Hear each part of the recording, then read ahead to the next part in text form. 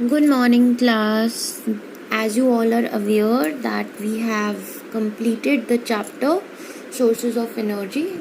In the last class, we discussed geothermal and nuclear energy, which were the last energies to be discussed. Now, I am going to take up two recap tutorials of the same chapter Sources of Energy. So if you are having some doubts, you can listen to these recapitulation tutorials and you will be clear with your doubts. So half chapter in the first recap tutorial and half chapter in the second recap tutorial.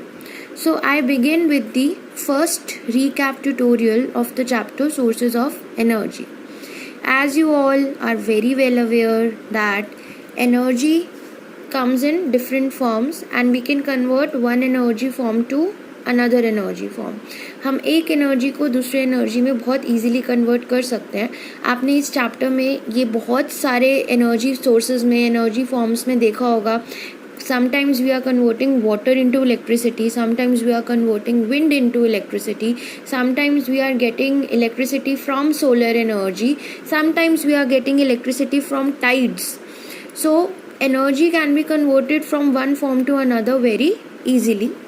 And as I told you that a good source of energy, एक energy का source अच्छा तभी होता है when it is having a very high calorific value.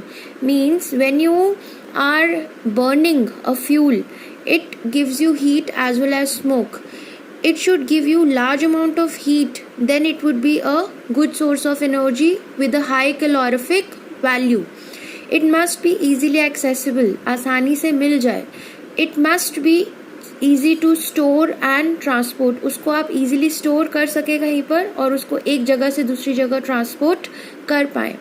वो economical हो, बहुत महंगा नहीं होना चाहिए. And intermediate ignition temperature.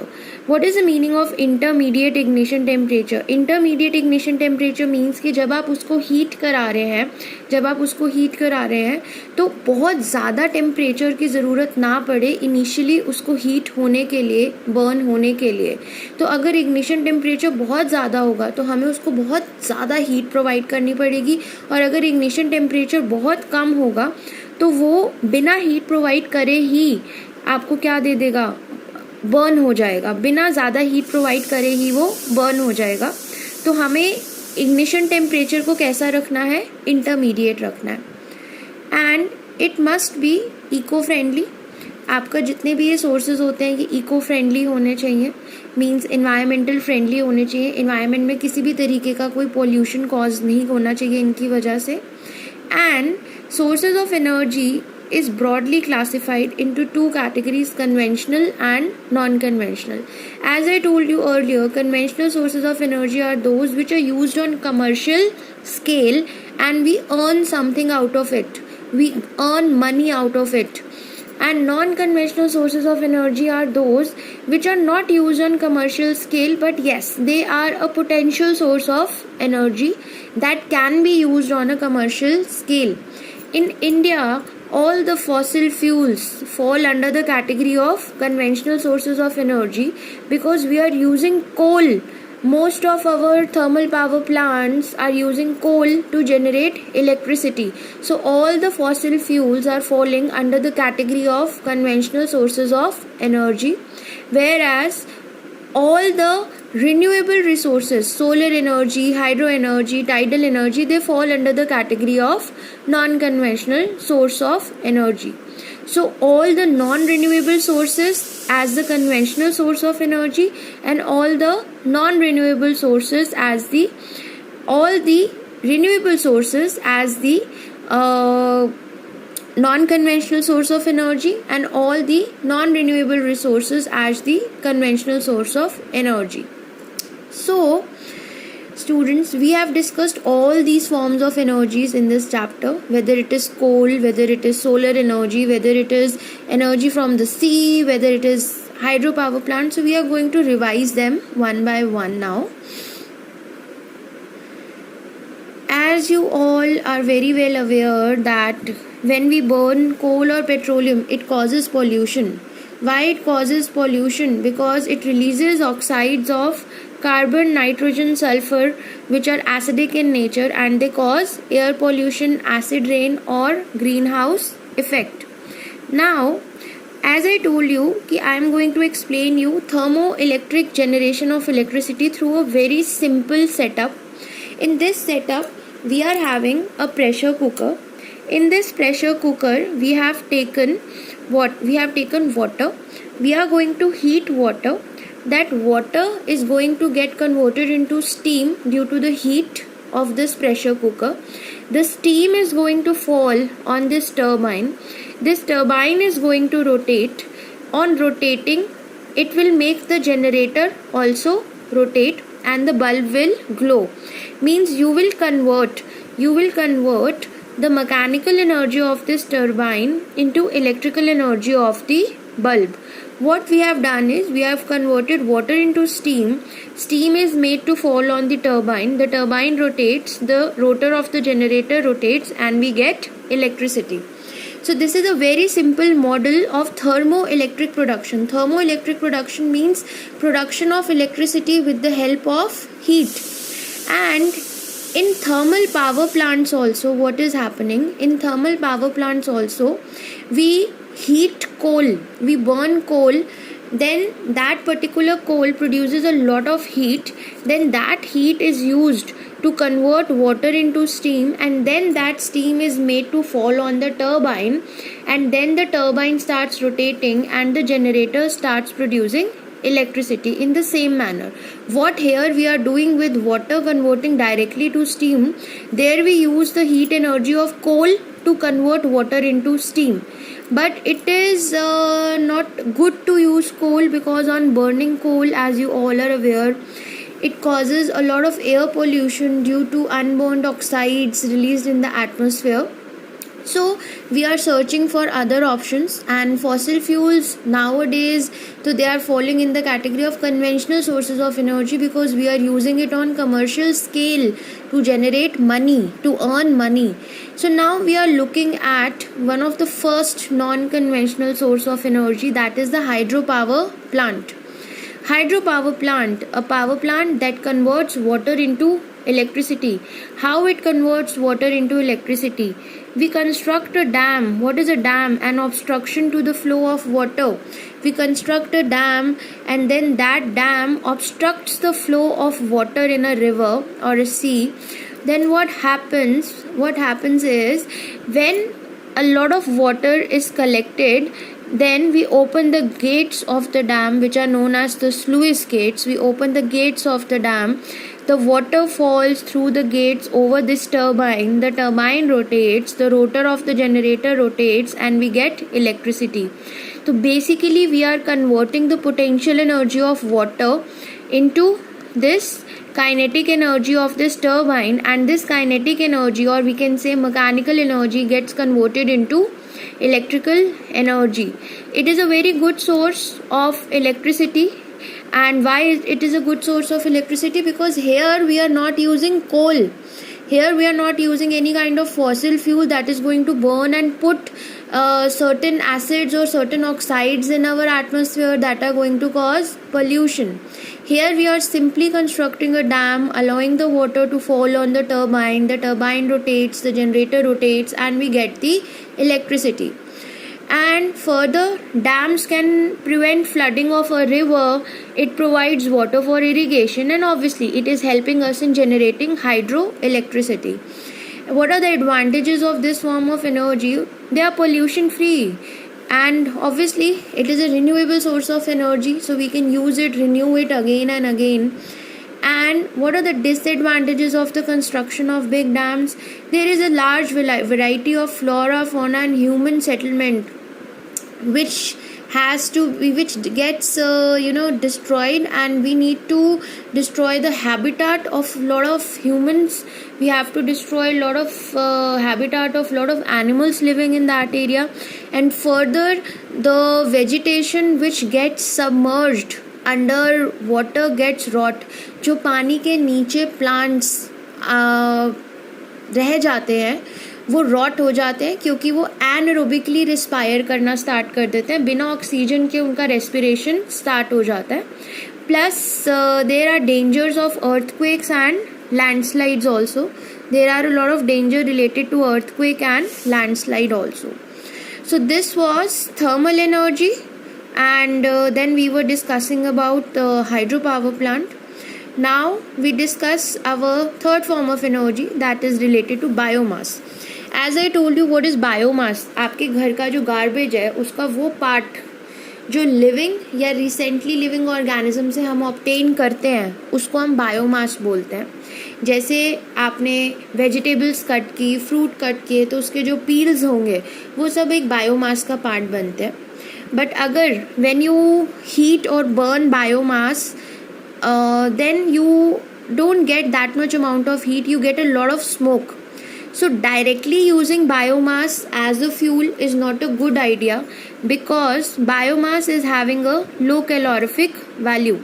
So we should not burn biomass directly. We need to convert biomass into some other form of energy so that we can use it.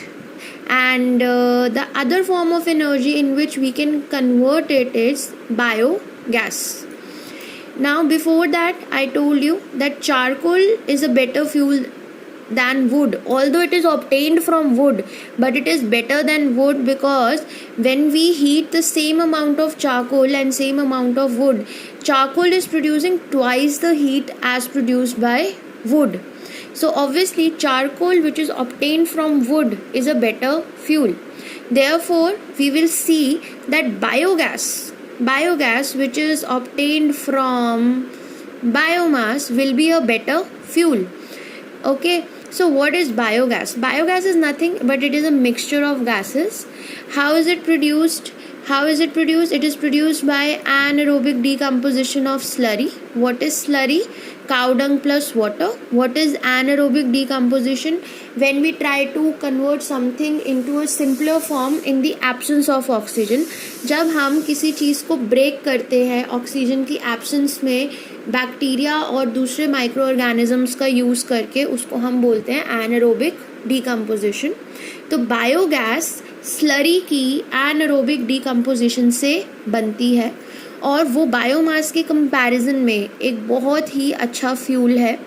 It contains 75% of methane, which is the main constituent of biogas. Methane is the main constituent of biogas. And it burns without smoke, leaves no residue, and it is having a very high heat capacity, means a very good calorific value. But how do we produce biogas? For producing biogas, we use a fixed dome type biogas plant.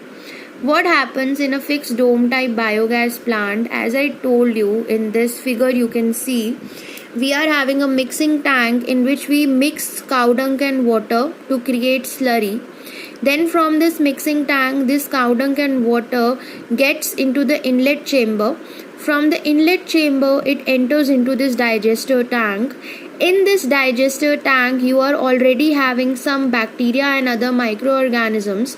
You can see that this structure, the whole fixed dome type structure, only the mixing tank is above the ground level. The whole other part of the fixed dome type biogas plant is below the ground.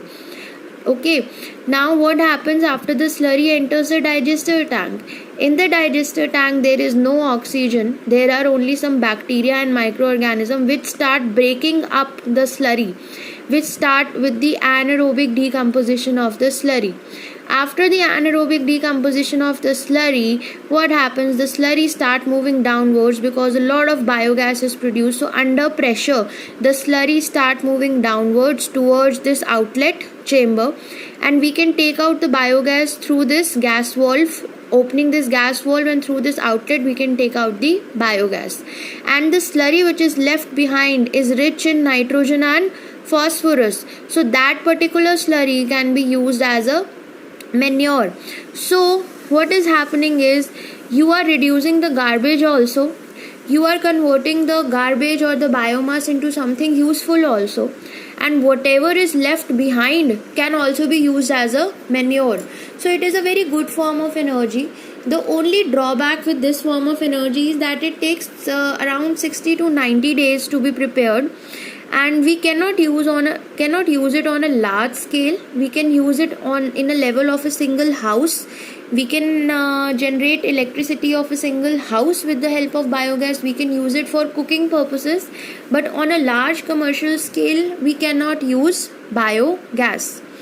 And there is obviously no pollution. You can see it is non-polluting. It reduces landfills. What are landfills? Where we are collecting the garbage. So since we are using that garbage, it is reducing the size of the landfills. Obviously it is a cheaper technology, economical, and it generates employment. It gives a lot of work opportunity to thousands of people. So what are the disadvantages? It is not efficient on a large scale. It is not efficient on a large scale. Okay, and it sometimes it contains a lot of impurities also. And as I told you that the main constituent is methane, and methane is having a property that when it comes in contact with oxygen, it reacts very violently to produce carbon dioxide. So it can cause explosions when it comes in contact with oxygen. So here I have again introduced that simple model that I explained, that we are using water to convert it into steam.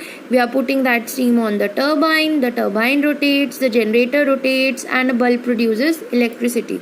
So why I am introducing this model again? So maybe in the next form of energy we are going to use it. And what is the next form of energy? That is wind energy. What is wind? Moving air is known as wind. Why are wind caused? Wind is caused by the difference in pressure from one area to another.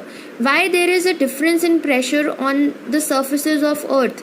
It is because there is an unequal heating of landmass and water. So the air starts moving, there is a difference in pressure, and moving air is known as wind. जो भी चीज़ move करती है उसके पास होती है kinetic energy. उस kinetic energy को use किया जाता है इस विंडमिल को रोटेट करने के लिए. जब ये विंडमिल रोटेट करता है तो जनरेटर रोटेट करता है. ये विंडमिल यहाँ पे टर्बाइन का काम कर रहा है. It is working like a turbine. As the windmill rotates the generator rotates and it produces electricity. एक सिंगल विंडमिल से आपको बहुत सारी इलेक्ट्रिसिटी नहीं मिल सकती, तो आपको एक विंड एनर्जी का फार्म क्रिएट करना पड़ता है. बहुत सारे विंडमिल्स लगाने पड़ते हैं वहाँ पे, तो you need to create a farm. So what are the advantages? Obviously a renewable source of energy, no pollution, but there are certain disadvantages also of wind energy, that we need a very large area of land. Minimum wind speed is to be 15 to 20 km per hour, and there is a high level of maintenance required. The sound is very loud. You cannot live near a wind energy farm. It is not good for migratory birds who come in the path. Windmills can come in the path of migratory birds and can kill those migratory birds. So here I end my first recapitulation tutorial. The other forms of energy I am going to revise in my second recapitulation tutorial. Thank you.